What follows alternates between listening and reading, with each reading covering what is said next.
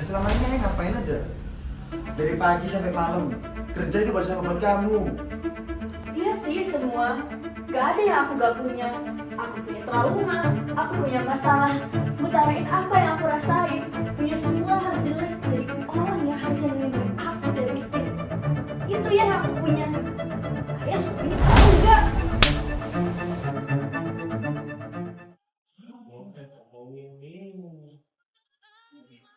Kan serangan man.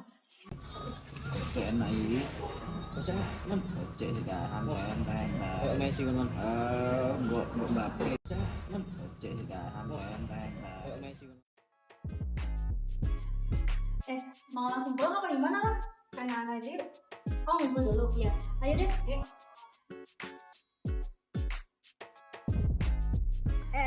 Hai. Kamu kenapa sih?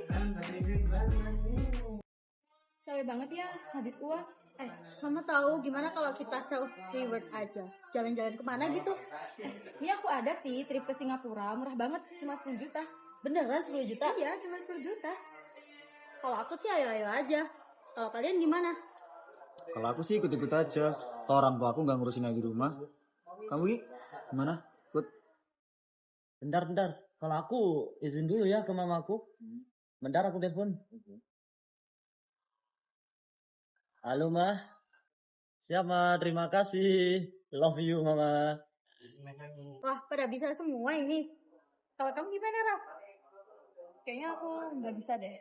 Duh, kok gitu? Ya, nggak bisa gitu dong. Kalau satu untuk semua. Kan kita CS.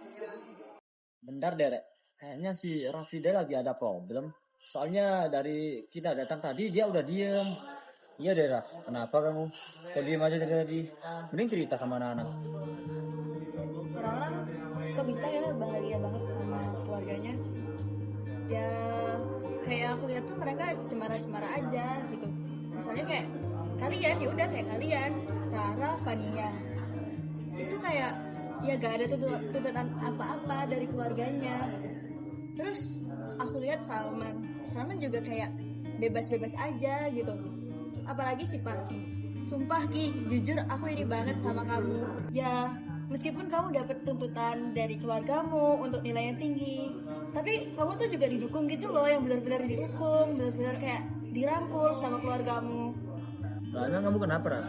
Saya lihat juga keluarga kamu tuh ya baik-baik aja. Terus kamu mau apa-apa juga difasilitasi kan? Jadi beda ya apa yang kalian lihat sama apa yang aku rasain. Ya aku merasa kayak capek buat pura-pura bahagia, yang sebenarnya yang aku rasain itu kayak aku lagi hancur banget. Dan akhirnya aku sadar bahwa rumah itu bukan tempat ternyaman untuk aku pulang. Ya aku tahu, emang rumah bukan tempat yang nyaman kamu buat pulang. Tapi kan kamu masih punya kita. Kamu bisa cerita apapun ke kita. Iya bener tuh kata Fania. Tuh kan, jangan ngerasa sendiri. Iya kita bisa kok dukung kamu. Ya, bener kata mereka. Jadi kamu jangan ngerasa sendiri, masih ada kita kok di sini. Cerita aja. Bener nggak, Man? Oh bener banget. Jadi gunanya kita di sini tuh jadi tempat buat kamu cerita. Kamu bisa ceritain apapun ke kita semua. Itu. Ya, semangat. Semua tak baik saja. Ada masanya kita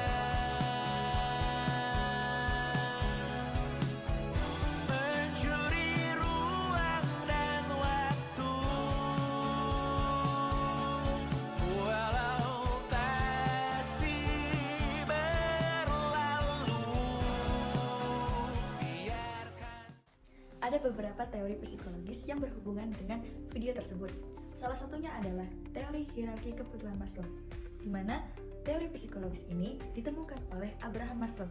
Menurut Abraham Maslow, teori hierarki kebutuhan ini terbagi menjadi 5 tingkatan.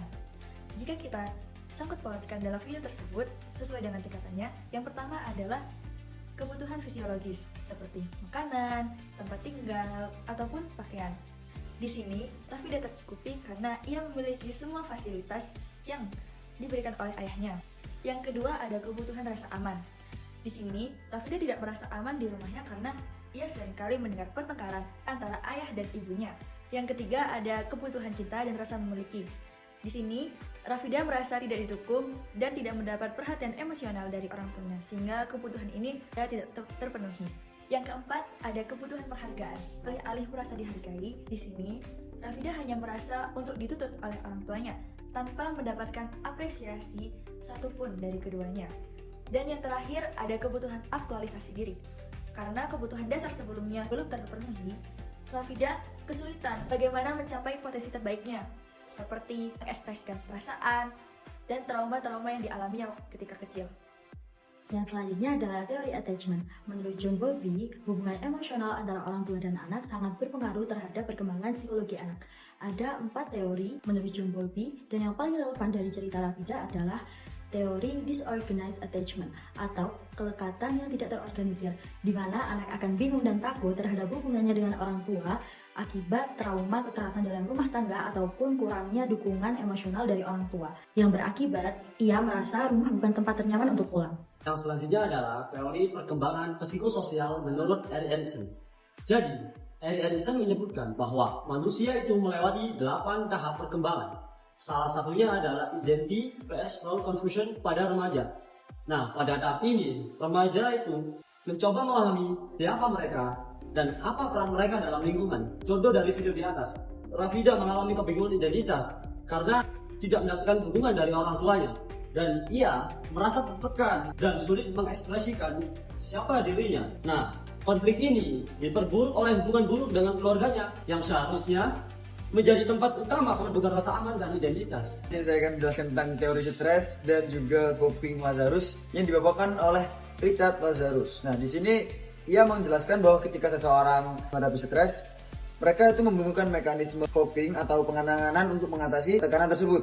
Nah, yang pertama itu adalah stresor utama Rafida adalah konflik keluarga dan kurangnya dukungan emosional, dan yang kedua itu ada teman-temannya yang bertindak sebagai bentuk sosial atau dukungan sosial yang merupakan salah satu coping paling efektif menurut teori ini.